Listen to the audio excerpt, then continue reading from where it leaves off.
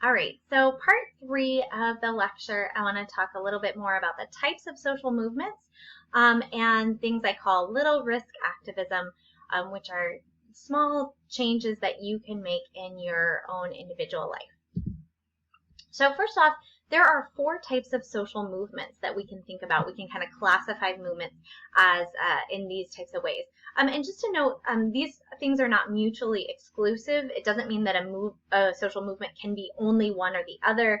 Some things might start as one and kind of shift and change into one of the other ones, and some of them kind of overlap.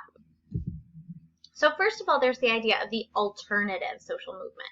So these are social movements that advocate for a limited societal change, but they don't ask people to actually change their whole belief system. So this is usually a pretty narrow focus here, focused on a very single concern.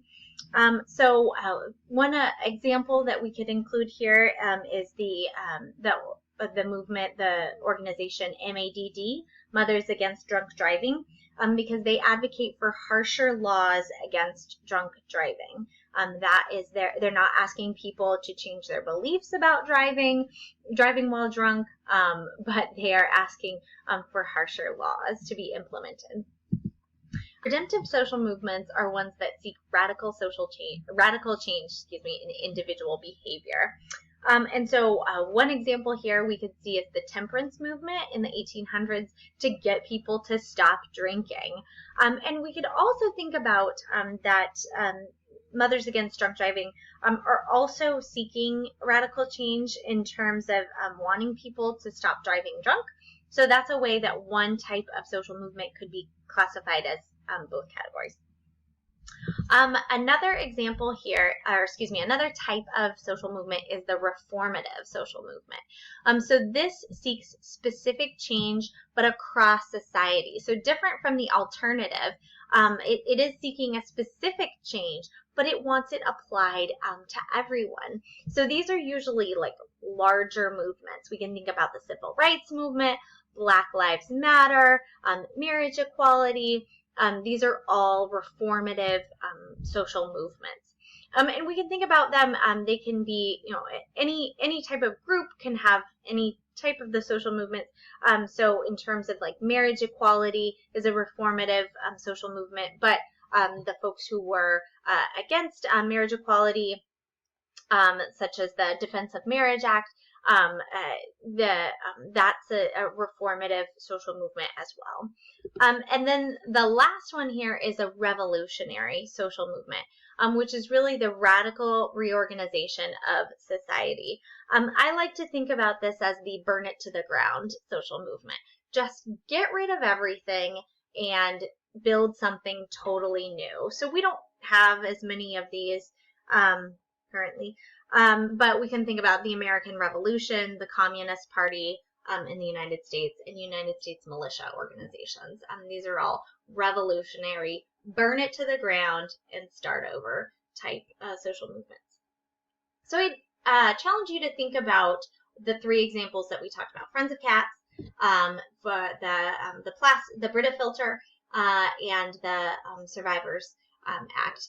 Where might these acts fit in? So I'd encourage you or where might these social movements fit in? I'd encourage you to pause for a moment and try to figure that out. Because once again, I'm going to just tell you now. All right, so I'm going to tell you where I think each one of the examples fits in. So in terms of Friends of Cats, I think that they fit in as an alternative social movement. It was really a local issue. It was really specific.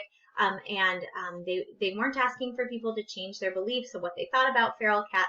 They just wanted to take care of a local social problem. I would think that the Brita Take Back movement also fits as an alternative social movement. It wasn't asking everyone to participate in widespread recycling of Brita filters, but it was asking for a specific change in the company so that people who were interested could participate. And then I think that the Survivors Access to Supportive Care Act fits in as a more redemptive social movement. It's seeking radical change in individual behavior because it's seeking out a way that folks can access better care. It could also be a reformative social movement because it's trying to change the way that rape cases are handled. And then maybe we could say that it started as an alternative social movement. Started as a way, started for something really specific and specifically local, and then grew into something much bigger, which I think a lot of times are what social movements are aimed to do. So there's lots of different examples of social movements. You can Google them and kind of see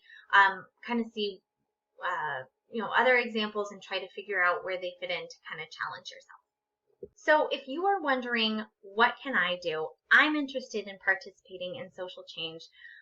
I've got on Sakai, I've got a document called Little Risk Activism, and it's 16 things that you can implement starting today, little things that you can do to change the way you think or act. But what we really want to focus on here are these simple, doable changes. So this is Raymond Albrecht. He was a World War II French resistance leader. And what he says, watch what's going on. Try to understand what's happening around you in society.